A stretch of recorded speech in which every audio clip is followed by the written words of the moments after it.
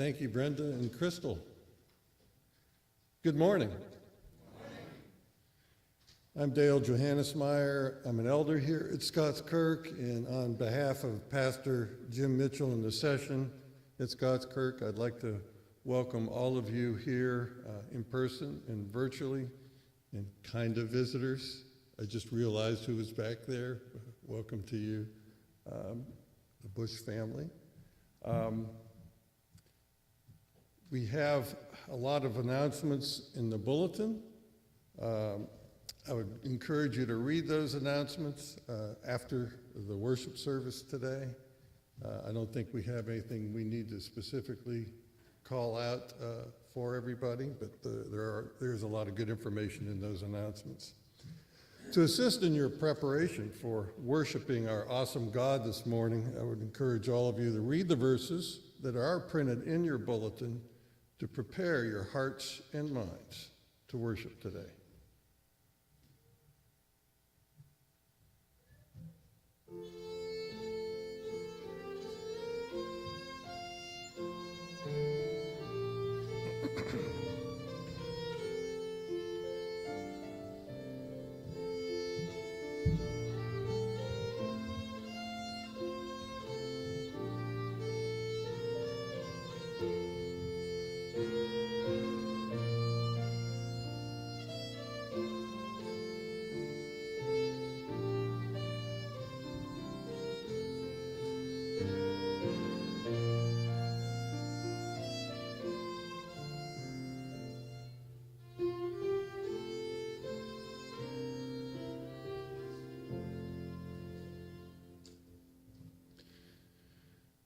Our call to worship this morning is from the Apostle Paul's letter to the Ephesians. It's chapter 2, verses 4 through 10.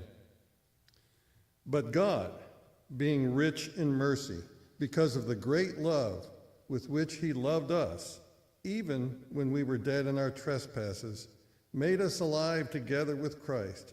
By grace you have been saved, and raised us up with him and seated us with him in the heavenly places in Christ Jesus, so that in the coming ages he might show the immeasurable riches of his grace in kindness toward us in Christ Jesus. For by grace you have been saved through faith, and this is not your own doing, it is the gift of God, not a result of works, so that no one may boast.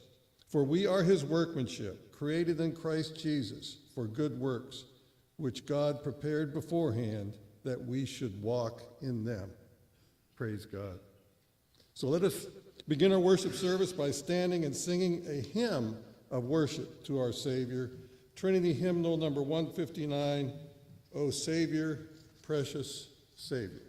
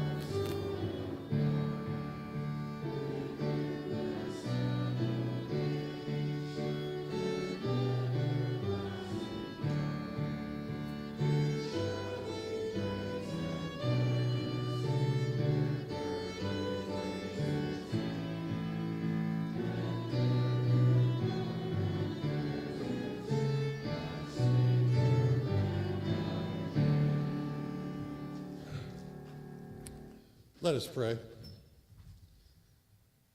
Heavenly Father, precious Son, Holy Spirit, Lord, we come to praise you today. You are the sovereign creator of all that exists. You are omnipotent, omniscient, omnipresent. You are the great I am. And yet, while we were dead in our trespasses, you made us alive in Christ. Through your grace, your unmerited favor, you gave us faith in our salvation through the perfect sacrifice of our Lord and Savior, Jesus Christ. So we ask your presence today as we seek to show our thankfulness and to glorify you and praise you. We pray that our offerings, our songs, and our prayers and all of this worship service will be acceptable to you. We ask these things in the name of our glorious Savior, Jesus Christ, who taught his disciples to pray, saying, Our Father, who art in heaven, hallowed be thy name. Thy kingdom come, thy will be done, on earth as it is in heaven. Give us this day our daily bread, and forgive us our debts, as we forgive our debtors. And lead us not into temptation, but deliver us from evil. For thine is the kingdom, and the power, and the glory forever. Amen. Please be seated.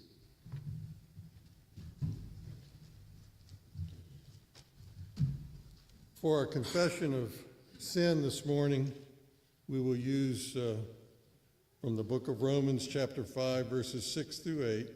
We will use those verses responsively, and let us begin. You see, at just the right time, when we were still powerless, Christ died for the ungodly.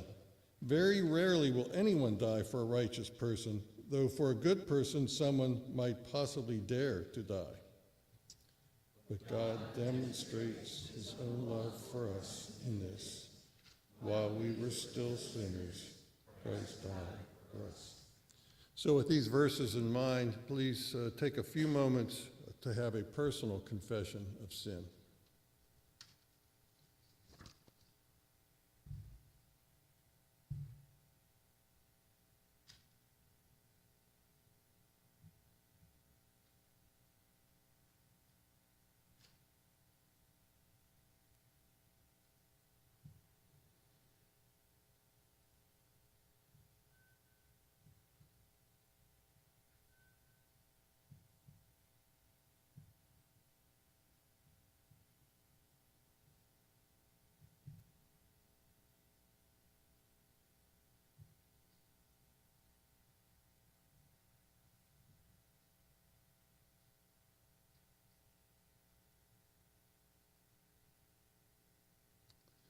For our assurance of pardon this morning, I will read from the letter to the Galatians from the Apostle Paul, chapter 2, verse 20. I have been crucified with Christ, and I no longer live, but Christ lives in me. The life I now live in the body, I live by faith in the Son of God, who loved me and gave himself for me. Please stand then for our confession of faith, which is from the Heidelberg Catechism. Question 84, I will read the question and we will read the response together. How is the kingdom of heaven opened and closed by the preaching of the gospel? According to the command of Christ, the kingdom of heaven is open and is closed. I believe to testify to each and every believer that God has really forgiven all their sins for the sake of Christ's merits, as long as they by true faith accept the promise of the gospel. The kingdom of heaven is closed when it is proclaimed and testified to all believers, hypocrites, that the wrath of God and eternal condemnation rest on them as long as they do not repent. According to this testimony of the gospel, God will judge both in this life and in the life to come. Please be seated.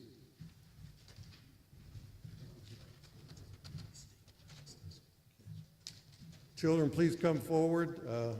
David Johnston, our chairman of the diaconate, will do the children's sermon this morning.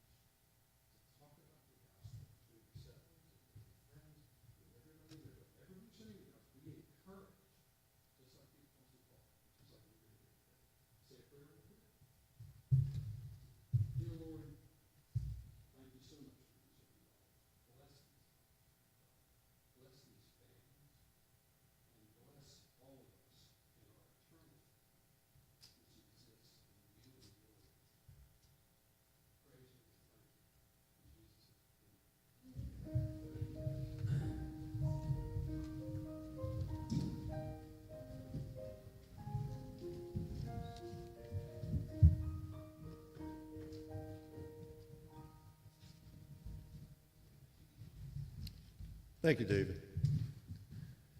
Our scripture reading this morning is from chapter 2 of the prophetic book of Habakkuk.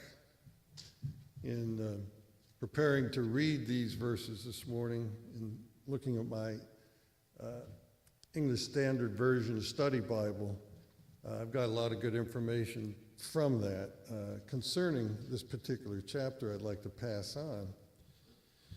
Habakkuk many times has been called the forefather of the Reformation. The key concepts of his preaching, as taken over by the Apostle Paul, deeply influenced Martin Luther and John Calvin. In chapter 2, God answers Habakkuk's painful questions that are in chapter 1 by stating that he will show he is just and that he is the justifier of those who have faith in him. The final outcome of history will be worship of the one holy and just King. In the meantime, God calls on his people to live through persevering faith. Hear the word of God. I will take my stand at my watchpost and station myself on the tower and look out to see what he will say to me and what I will answer concerning my complaint. And the Lord answered me, write the vision, make it plain on tablets, so he may run who reads it. For still the vision awaits its appointed time.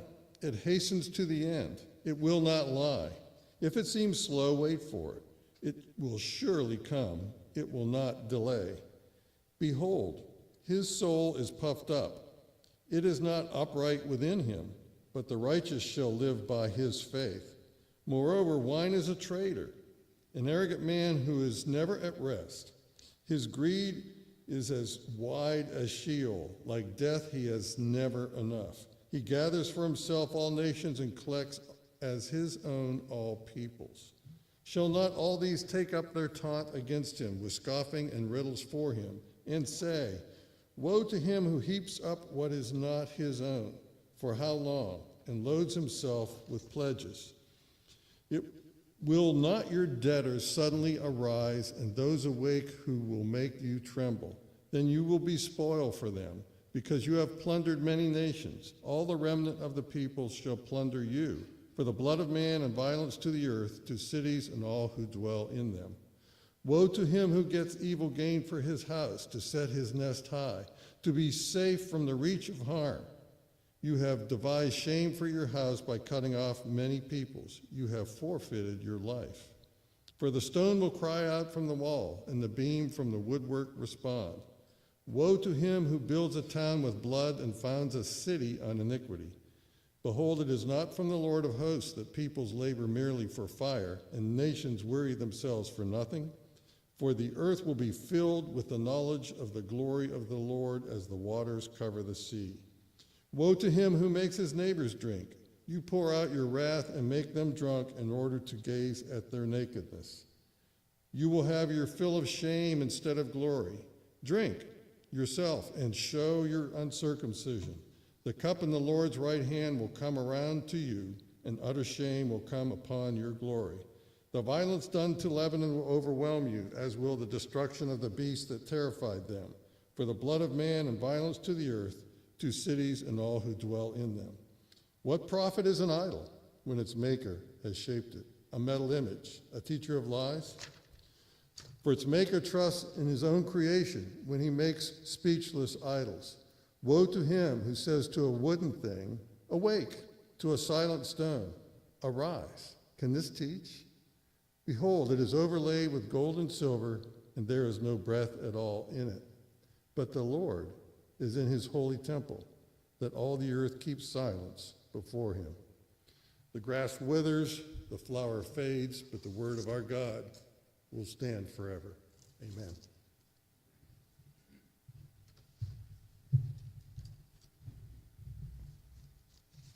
And let us go before our God once again in prayer.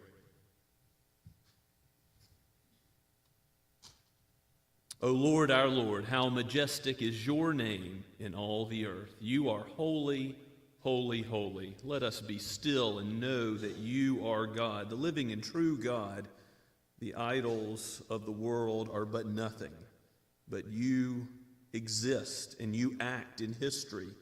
You have sent your Son to become a human being and to live a righteous life for us, to die the death we deserve to die for us on the cross. Lord, we give you praise that you have sent your Spirit to regenerate and save and sanctify and ultimately glorify all your people. You have been doing this since Abraham, Isaac, and Jacob, and throughout the Old Covenant, and you do it now as we look forward to the day when you will come again, Lord Jesus, in power and glory to judge the living and the dead. We know that you are faithful. Your mercies are new every morning. You have given us the gospel. You have given us the truth. You have proclaimed it to all the nations, and yet you have given us this task, this calling to continue to proclaim it until you come again in judgment. Lord, bring in all those who are your sheep. Use your gospel to change us, to transform us, to make us more and more like you. O Holy Spirit, give us the wisdom to discern the truth of your word, to understand it as it really is, your holy word, and not the word of man. We pray, Lord, not only for ourselves, but for all the church. We thank you for your kingdom in Somerville, for all those Bible-believing churches that proclaim your word this morning. May your sheep receive it. We pray especially for our brothers and sisters in Shem Creek, and ask, Lord, that you would open up opportunities to plant other gospel-believing, Christ-honoring churches in this area of the Low Country. We thank you for the Associate Reformed Presbyterian Church, for the presbytery of Catawba Presbytery. Lord, give us faithfulness to your word in what we do as a connectional body. We pray for our denomination as well, that you would have us not add to or subtract from your word, but be bold in proclaiming it. And Lord, would you bless the use of your word amongst your people to the ends of the earth.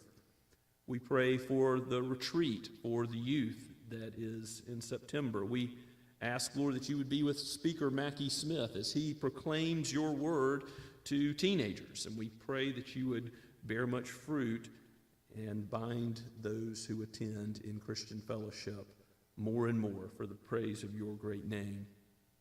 Lord, we pray for parents who seek to raise children, the nurture and admonition of you. May it be so. Give them wisdom as they seek to teach the whole counsel of your word to these young ones. Father, we thank you for those who are committed in the church to assisting in the raising of these souls precious to you in the truth. Father, we thank you for the various gifts you give to your people, for those who teach, for those who show hospitality and reach out, for those who have the gift of explaining the word in evangelism and showing deeds of love and mercy and displaying hospitality. Lord, let us be a witness to our neighbors of the light of your holiness, the light of your love in Christ, who is the light of the world, that he has come, that he has given his life to save sinners. Lord, we are those who have found the bread of life by your prior action. We love others because you first loved us. So as those who have received much, let us love you and give this same gospel of unmerited favor to the world. And Lord, let those who are your sheep be called and be justified and be sanctified in the truth. We pray that it would honor your great name, that the gospel at work amongst us would continue to multiply and go forth. Lord, we ask this knowing that you care for all of our needs. We lift up those who are sick or ill amongst us, those who are shut in and unable to be here, those who are traveling. We know that if we go here or there, it is only by your will, because you are sovereign. You are over all the affairs of men. We lift up those who lead in the world, knowing that they are under your sovereign control. We lift up kings and presidents and the Congress. We lift up national and local leaders, our governor. Father, we pray that you would give wisdom, true wisdom, to those who are in such positions of power, that they would submit to your word and rule justly. We ask, Father, that you would be merciful to us as a nation, that you would be merciful to your church. In your wrath against sin, remember mercy toward your people. We look to you, knowing that you will sustain us, you will guide us all the way home until the knowledge of you covers the earth as the waters cover the seas, that one day that will be the state of affairs, that all things will be made new and all things will be made right because of the work of you, O Lord Jesus. But until that day, make us as pilgrims going to a better land, who dwell in a foreign land, yes, Lord, with our citizenship in heaven with you. We thank you so much for that. Be with those who are ministering in contexts where they struggle with loneliness. We think of missionaries who go to foreign lands and give up so much. We pray for the hospital in Sahiwal, Pakistan, for the Ackermans and their leadership, for the doctors and nurses. Give them the courage to continue to minister the gospel to many Muslims in that land. We pray, Lord, that your gospel would continue to multiply through the Associate Reformed Presbyterian Church in Pakistan. And Lord, we pray for the work in Spain, for Bridge Europe. We thank you, Father, for those who recently went to Germany on short-term missions, and we pray that you would raise up in the ARP Church many who would go and likewise follow the call to proclaim your gospel to the world in medium or long-term missions as well. We pray from our own number that you would raise up those who might do so. We pray for our intern, Don Walker, as he continues to minister amongst us. Lord, bless him and his family. We ask all these things, knowing that you are good and you do good for your people. You guide and direct our steps by your word as a light to our path, a lamp to our feet. We thank you, Father, so much for that, for your goodness revealed in it, for your mercy and grace revealed in it, for your righteousness and how you justly justify sinners and lead us all the way home. We pray all this in the name of our Savior and King, the Lord Jesus himself. Amen. And let us sing to the Lord once again from Blue Book, page 39, Yet Not I, but Through Christ in Me.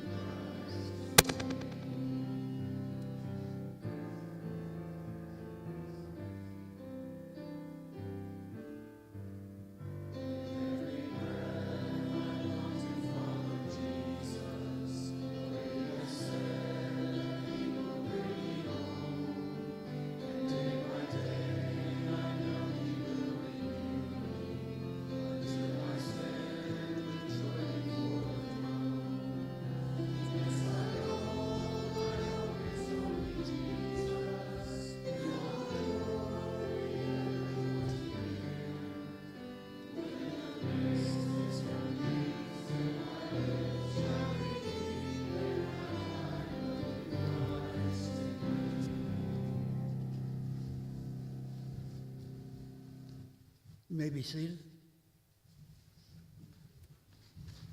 Shall we pray?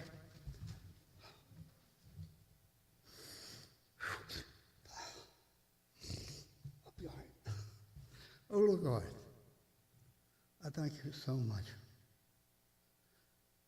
for guiding me home, to my church home, my family, my brothers and sisters in Christ.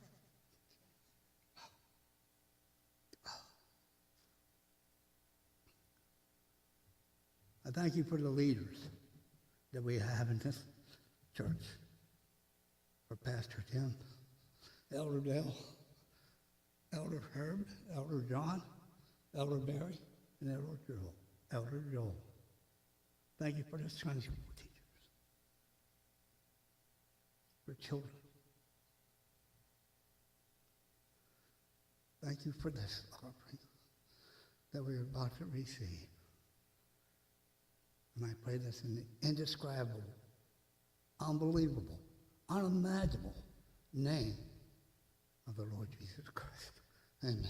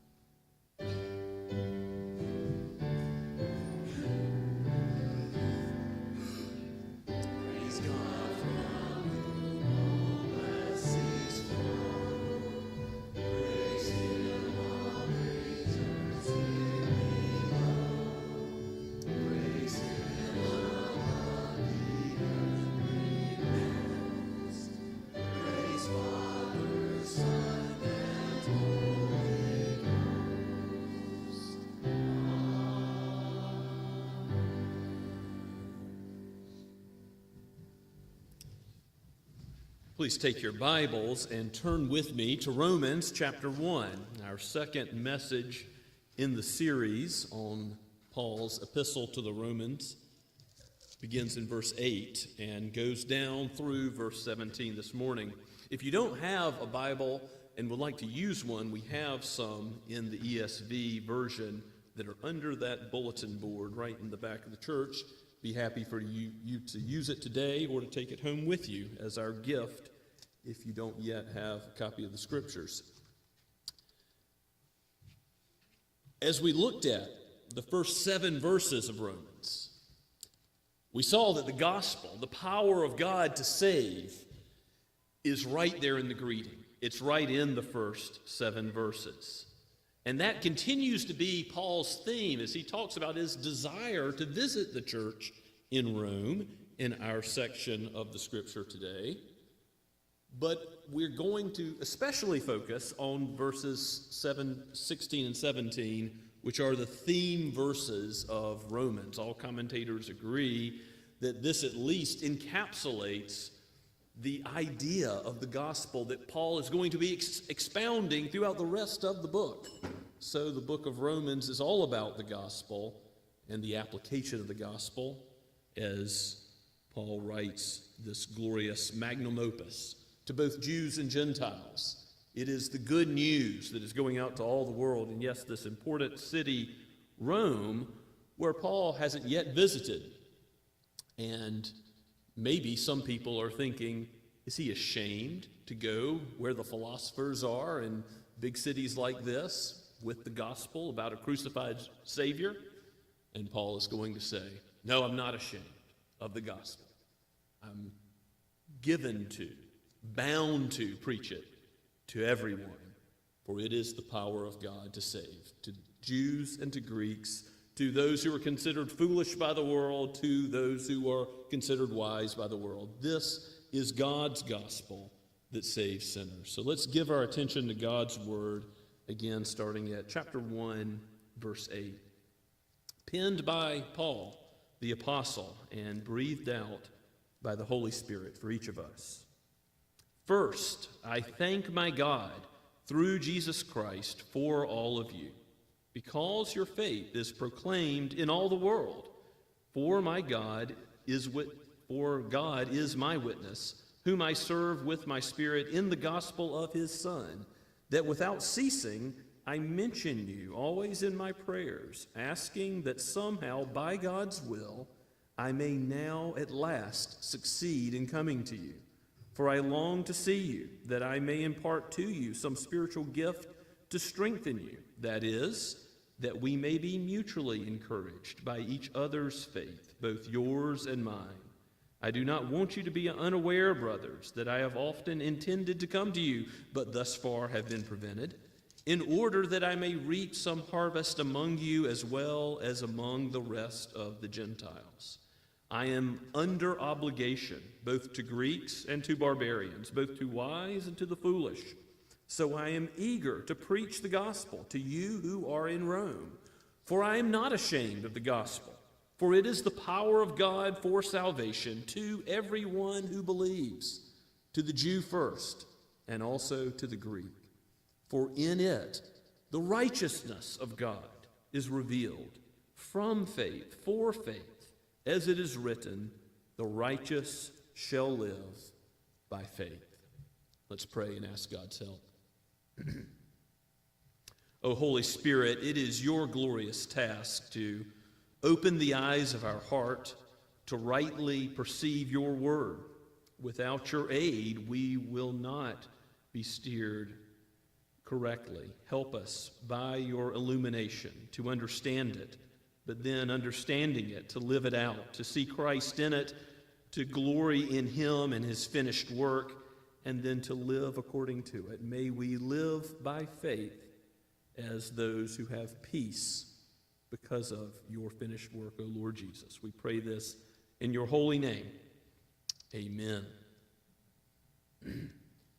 So the gospel that Paul preaches, he has already proclaimed in his greeting, and now he says he thanks God for his activity in those who are in the church in Rome. And that shows his view of salvation, where God is sovereign, because he's thanking God for what people are doing. If you think about that for a second, that's really profound. That's true of many thanksgiving sections that are in Paul's epistles. You can compare this to 1 Corinthians or Philippians. It's a typical transition. After Paul gives his greeting, he says, Paul the apostle, to this church, grace and peace.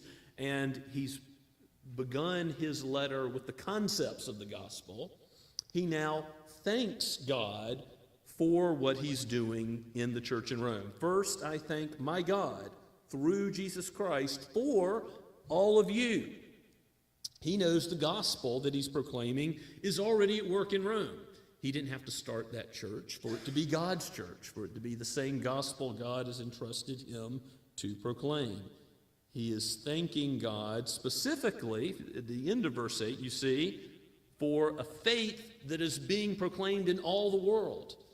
And it is going throughout all the known world, all the Roman Empire. Of course, to this day, we continue to seek to proclaim the gospel to every nation, tongue, and tribe, to the last man, woman, boy, girl. But it is true that the gospel confined to Israel in the Old Covenant, and a few Gentiles brought in here and there. Yes, you have Jonah, you have Rahab, you have other Gentiles that are brought into the truth, but they're really drawn to Israel for the most part in the Old Covenant. But now the gospel is going out to all the known world and is being proclaimed, and Paul is joying in that. He is rejoicing in that. It is not something he's competing with, but he is glad wherever Christ is preached, and he thanks God for that proclamation in verse 8. And then you see that Paul actually calls on God as his witness. He swears a lawful oath as he asks for this statement of truth to be prominent in the minds of those that are receiving this letter in Rome. He says, "For God is my witness, whom I serve with my spirit in the gospel of his Son." Remember back in verse 3, that this is the gospel concerning the Son, the Lord Jesus Christ. It's all about him. The Old Testament pointed forward to him, and this gospel is about what he did to save. The gospel is about the Son. It's his gospel. It belongs to him. And it is the case that Paul serves in his spirit the Lord Jesus. Because what does he have to defend as an apostle? That Jesus met him on the road to Damascus. That he really did have his life turned upside down. He's no longer persecuting Christians. He's no longer living the way he used to live as Saul of Tarsus. He is changed and now is serving Christ as he has called him to be his ambassador. So he swears so that, yes, Jesus says, let your yes be yes and your no, no in the Sermon on the Mount, because there were many who were rashly swearing by the gold of the temple and all sorts of other things. But there are many ways you can lawfully take an oath or a vow. And if you search the Scriptures, you see many examples of that. The Westminster Confession of Faith, chapter 22, details with footnotes on all those occasions. And Paul is doing just such a thing here. When a couple, a husband and a wife, take marriage vows, that's an example of a lawful vow. Church membership vows, leaders, pastors, elders, deacons who vow to serve the Lord in those offices take lawful oaths and vows. So Paul is saying, God is my witness. I'm telling the truth. I'm serving him. I'm not living the way I once was. And here's what I'm praying about. Not only do I thank God for the gospel being at work already in Rome, here's the petitions I make. The Apostle Paul is telling us about his prayer life. He says, I, without ceasing, mention you always in my prayers, asking that somehow by God's will I may now at last succeed in coming to you. I mentioned this in passing last week, that Paul has intended to visit Rome to preach there, to preach the gospel. He will visit Rome eventually, as a prisoner, and then again as a prisoner who is martyred and killed. So he knows that his travel plans, his intent to reach Rome is ultimately in God's hands. And he said, by God's will, I may at last succeed in coming to you, in verse 10. He knows what James says in James chapter 4. You can turn there if you like. James has a famous section where he talks about the will of God in travel plans. So what do you know, as Paul is thinking about how God is sovereign over his travel and his intent to come to Rome, think about James chapter 4. I'll start at verse 13 and read down to verse 17. James says, come now, you who say, today or tomorrow we will go to such and such a town and spend a year there and trade and make a profit. Yet you do not know what tomorrow will bring. What is your life? For you are a mist that appears for a little time and then vanishes. Instead, you ought to say, if the Lord wills, we will live and do this or that. As it is, you boast in your arrogance. All such boasting is evil. So whoever knows the right thing to do and fails to do it, for him it is sin. So what is the right thing to do when you make travel plans? To say, Lord willing, I will go here or there. That's just what Paul does. In fact, we should always at least think conceptually, whenever we make any plan whatsoever, if the Lord wills, we'll proceed in the way that we think he's calling us to go.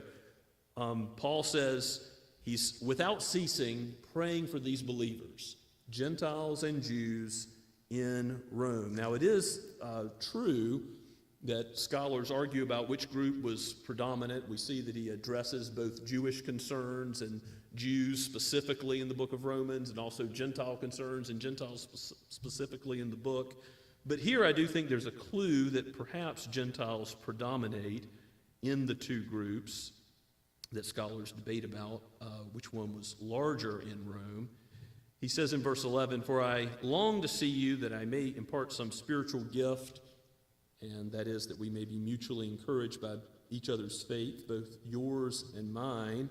I do not want you to be unaware, brothers, that I have often intended to come to you, but thus far I've been prevented, in order that I may reap some harvest among you as well as among the rest of the Gentiles. And there's the clue.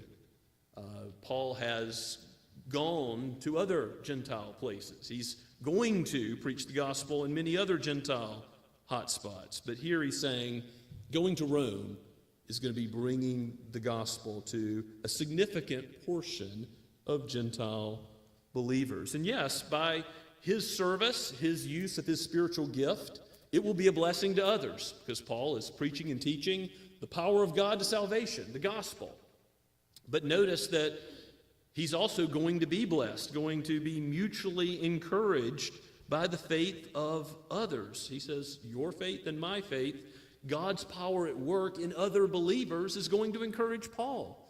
And that's just what you should expect when you are serving God and his church and you're using your spiritual gifts that he's given you, not just to pastors and elders and deacons, but to every member of the church. When you're using your spiritual gifts and you're exercising faith, you're in God's word and you're encouraging other believers with it, you're praying for other believers, that gives a mutual encouragement, a mutual comfort in the power of the gospel that is at work. So Paul says that we ought to expect, even as he himself is encouraged in his duty to preach the gospel. You see that in verse 14. Paul says, I'm under obligation both to Greeks and barbarians, okay, both Gentile categories, both to the wise and to the foolish. Because what is a barbarian? The unlearned, the uncultured, those who are not as learned as he is, as a Roman citizen, as those who are privileged in Rome, referred to as Greeks. Now remember what Paul said to the Corinthian church, that the gospel makes foolish the wisdom of the world. In the preparation for worship, I put from the first chapter of Corinthians that, the Jews demand signs, the Greeks seek wisdom, but we preach Christ crucified. And what does Paul say about that to both Jews and Greeks? He says, well, to Jews, that's a stumbling block, and it's folly to the Gentiles, because what did they think about a crucified Savior? It makes no sense. It's a Savior who received the death penalty. This is what you're going to glory in and joy in and proclaim. But Paul says, to those who are called, both Jews and Greeks, Christ, the power of God and the wisdom of God. For the foolishness of God is wiser than men. The weakness of God is stronger than men. Of course, God doesn't have any foolishness. He doesn't have any weakness. What is Paul saying? That even what looks like weakness, a crucified, dying Savior, is what God uses to powerfully save the whole world. This gospel that's going out to every Gentile land, and yes, to the Jew first. And so when we come to this statement of the theme of Romans, Paul says he's eager to preach the gospel to those who are in Rome, verse 15, and then look at 16 and 17 together, and we'll see this priority to the Jew first and then to the Greek and talk about that. But let's just read the verses again. Paul says, I am not ashamed of the gospel. He's proud of the gospel, the wisdom of God, the message of God which saves. I'm not ashamed of the gospel, for it is the power of God to salvation to everyone who believes, to the Jew first and also to the Greek. For in it the righteousness of God is revealed from faith for faith. As it is written, the righteous shall live by faith. Let's go back to verse 16. There, Paul says the gospel is for everyone. The gospel is for the Jew and for the Gentile, whether learned or unlearned, cultured or uncultured. The gospel's for all neighborhoods, right? The gospel isn't just to win over other people who are like us, same socioeconomic status, same interests, same hobbies. No, the gospel is for good neighborhoods and bad neighborhoods. The gospel is for all sorts of people, and we as a church must be committed to that. The gospel is the power of God to save first the Jew. How is that true in redemptive history? God gave his gospel to Abraham, Isaac, and Jacob, the 12 tribes, and the people of Israel, and again drew in some Gentiles along the way as the new covenant was foreshadowed. But the gospel goes to the Jews in God's plan of redemption first. And you also see that in how Jesus preaches first to who? The lost sheep of Israel. You see Paul's own pattern that he goes to a new city or town. He goes first to the synagogue, and then he goes from there.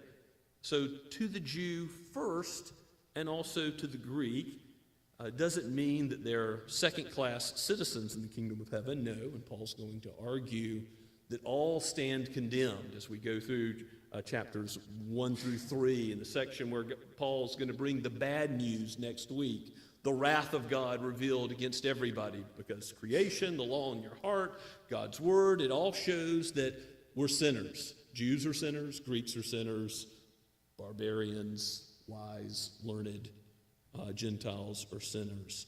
So we all need this news that God has mercy on those who sin and need a Savior.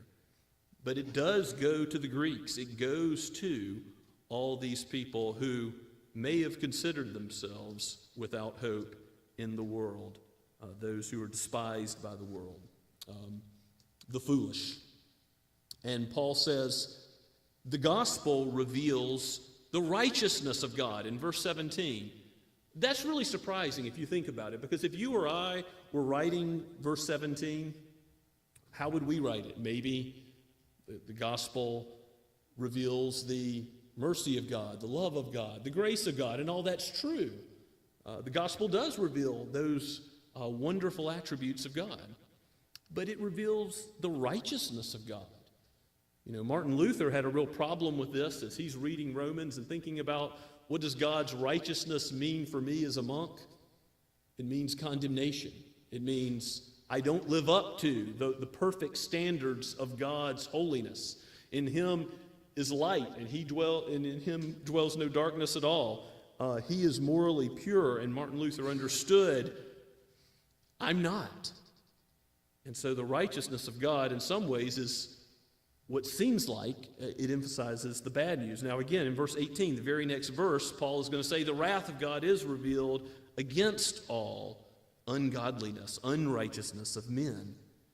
But the righteousness of God is revealed from faith for faith. In other words, the life of faith that we're called to trust in God, that which is confirmed by the Old Testament in Habakkuk 2:4, which was read earlier. You know, in Habakkuk's day, God is using evil, unbelieving nations, the Chaldeans, Babylonians, to punish Israel. And Habakkuk has questions about that. But he says the righteous will live by faith. The righteous will respond and trust in God with a life of faith. And in that life of faith, it reveals the righteousness of God. Paul argues this in chapter 3. We'll look at this in some detail, Lord willing, later on. But he does say in chapter 3 that God is the just justifier of sinners. In verses 21 through 26, you'll see that the justifier of the one who has faith in Jesus is also just. Verse 26. God shows his righteousness in that he doesn't just overlook sin. And all of the old covenant with Abraham and Isaac and Jacob and David and others who will be spoken of in the book of Romans, how does God forgive their sins? By the Messiah that they trusted in and looked forward to. The same way that we look back at his finished work. In other words, the gospel shows that God doesn't just wink at sin or say, I'll just dwell with some sin and be okay with that. No, God forgives sin by his Son becoming the punishment, the payment for that sin on the cross. He says, it is finished, meaning the price is paid in full when he dies on Calvary for us. That shows that God is righteous, the just justifier of sinners. And yes, he's merciful in not giving us what we deserve, in giving us instead a salvation that comes from without ourselves, as Paul says in Philippians chapter 3, a righteousness that is not our own. We're saved by the gospel because our faith in God ultimately gives us the righteousness of Christ, his perfect life, his death, and then he, in the steps of our life where we have faith in him, more and more transforms us to walk in his righteous ways. One application of this text that I don't want to miss, that is essential, is that the power of the gospel for the church in Rome, in Somerville, in every land, is found in God's word and the proclamation, the preaching of the good news about Jesus. We can't be given to gimmicks, the latest church growth theories. We can't be looking to some other thing to be about God's mission. He's called us to be about what Paul says he's a slave to, Jesus Christ, and his good news. It belongs to him. And so we've got to be centered on the word and the means of grace. We've got to be about proclaiming it. And that means, it doesn't mean you can't have any fun any of the time. I tell the youth group, you can still play a game. You can still have a cookout where some fun activities occur, but none of that can be the main thing. That can never be our focus as a people. We must trust in God's word to convert people. That's what we proclaim. It's not a bait and switch. We must trust in God's word and the Holy Spirit's work through it. It's living and active, sharper than any two-edged sword, Paul says in Hebrews 4:12. This is God's word that ultimately knows us better than we know ourselves. God's word convicts us of sin. God's word encourages us in the way we should walk and live. God's word has the power to save. God's word is what turned the Apostle Paul's life upside down. So he knows that this is what I've got to proclaim because he met Jesus and Jesus transformed him. And it's the news about Jesus proclaimed that transforms others. So if we have been transformed by Jesus, and ask yourself that question, do I know him? Do I know the righteousness that comes from Jesus? It's not about my rule following, my attempt to be faithful, but it's about righteousness that comes by faith, peace with God that comes by knowing Jesus, first of all. And then if you do know him, what do you do with a product that you love or a service that was performed really well for you or a restaurant? Y'all don't have to ask me about my favorite places to eat because I tell you, we talk about what we love. And what does God call us to do to be evangelists of the good news ourselves with our neighbors? Have we been gripped like the Apostle Paul was gripped with the saving power of God in Christ Jesus in the gospel? If we have, we can't help but to ask for wisdom and opportunities to share that with others. This is the power of God for salvation. This is what we're trusting in as a church. This is what we're trusting in for discipleship. This is what we're trusting in for evangelism. This is the theme of the beautiful, yes, the bad news, the justification, the sanctification, the glorification, all that Paul will expound in chapters 1 through 12, the end of 11, and then 12 to the end of the book. He'll apply it in saying the gospel that I've explained. Now, how does that affect Christian living? The power of God is found in his word. Avail yourself of it. Yes, it is a righteousness that comes by faith, not in the labor of your own hands, not in your own zeal, but in the Lord Jesus and his finished work for his people. As we go to the table, let us think on the power of God found in his life and death. Let's pray together. Oh Lord, we give you praise for this book, for its importance to us and to the whole church. We thank you that you are wise, wiser than the wisdom of men, in giving us a crucified and risen Savior, one who has conquered death. Oh Lord, we thank you that he gives us a righteousness that we have not earned. And by your Spirit, you call us to live a life of faith and to trust you in difficult circumstances. Lord, help us to do that and help us to spread your word to all those that we know, because you are at work by that word to save all those who are your sheep, to lead your people all the way home. We pray this in Jesus' name. Amen. And And let us prepare for the Lord's Supper and respond to God's word now as we sing from the Trinity hymnal, Rock of Ages, verses 1 and 2.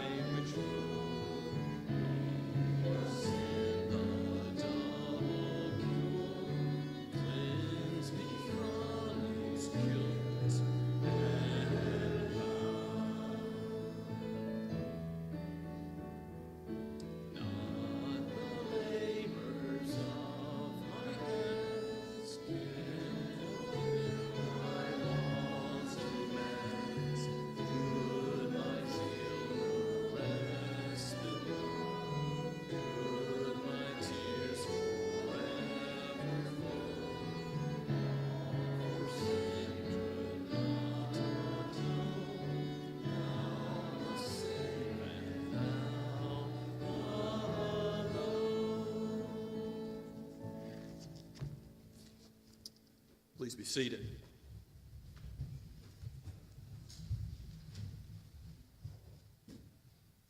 As we come to the table, we rejoice that believers in the Lord Jesus Christ, from whatever denomination, those who know the Lord Savior, are members in good standing of the Bible-believing church. That is, you profess your faith before me.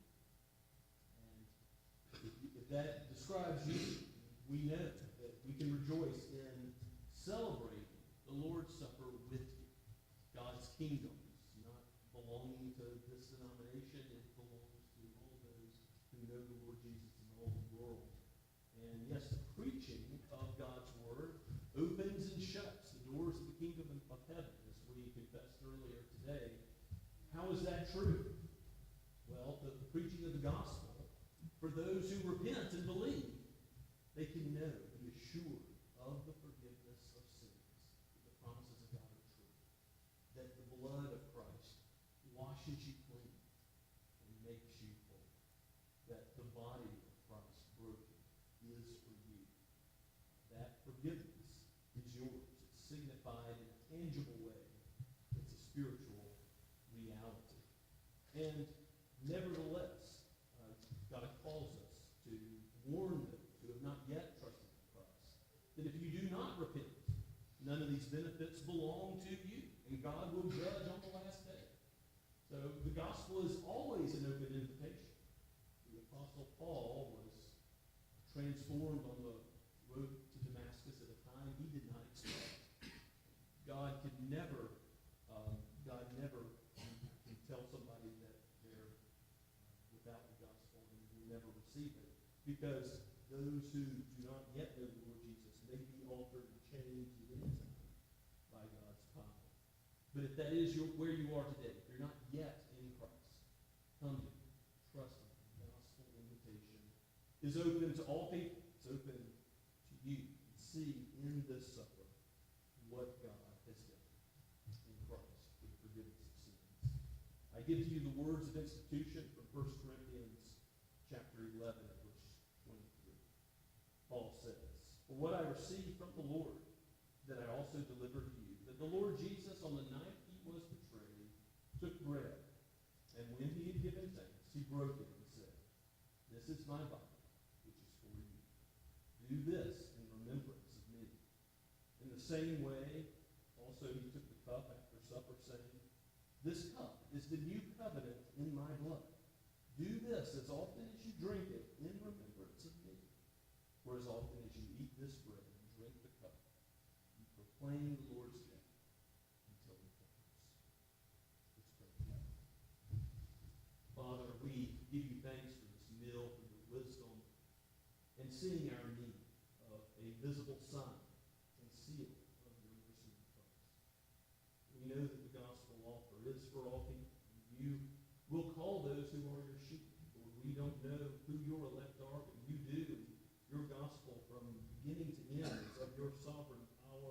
being at work, let us see that gospel power at work now amongst us and be encouraged as you take these common elements and have set them aside for holy use.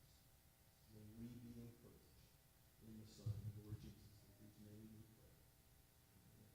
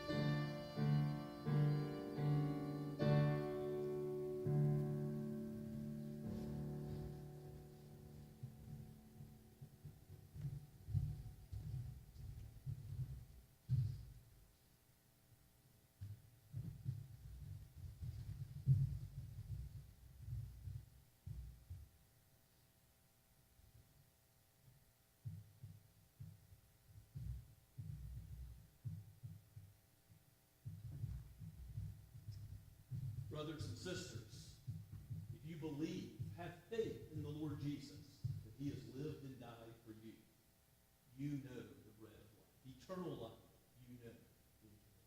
Eat and rejoice.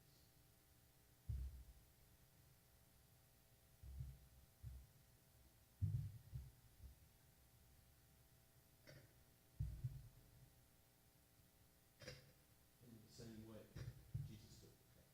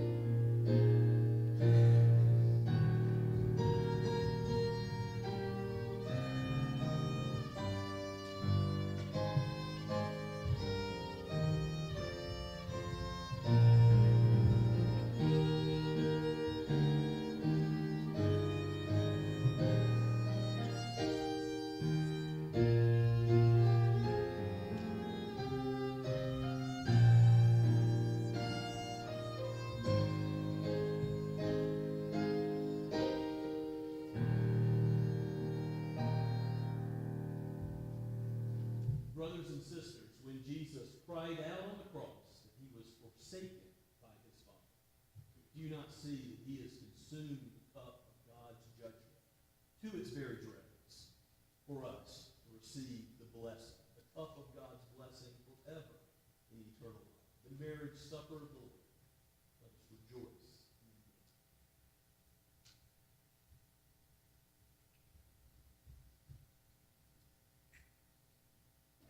Let us pray together. O gracious Heavenly Father, you are a marvelously wise God in which you justify sinners while being yourself holy and just and righteous. You have forgiven our sin by sending your Son, your only beloved Son, to live and to die for us. How thankful we are for such a sacrifice, for such love in eternity past, that Father, Son, and Spirit agreeing to this plan of redemption, to the Jew first, and then also to all people. Lord, let us go forth and speak of this good news, as the shepherds did upon your birth, O Lord Jesus. Let us go into the world proclaiming what you have done for sinners. We pray in your name, O Lord. Amen. Let us sing the final two stanzas of our hymn.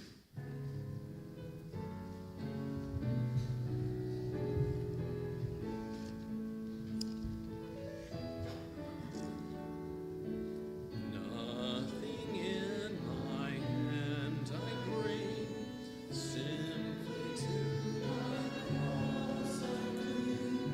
Naked come to thee for dress, helpless unto thee for grace. Foul I to the fountain fly, help me, Savior, or I die. While I draw this fleeting breath, as my eyes close in death, as I soar to worlds unknown, see beyond thy judgment throne. Rock of ages, cleft for me, let me hide myself in thee.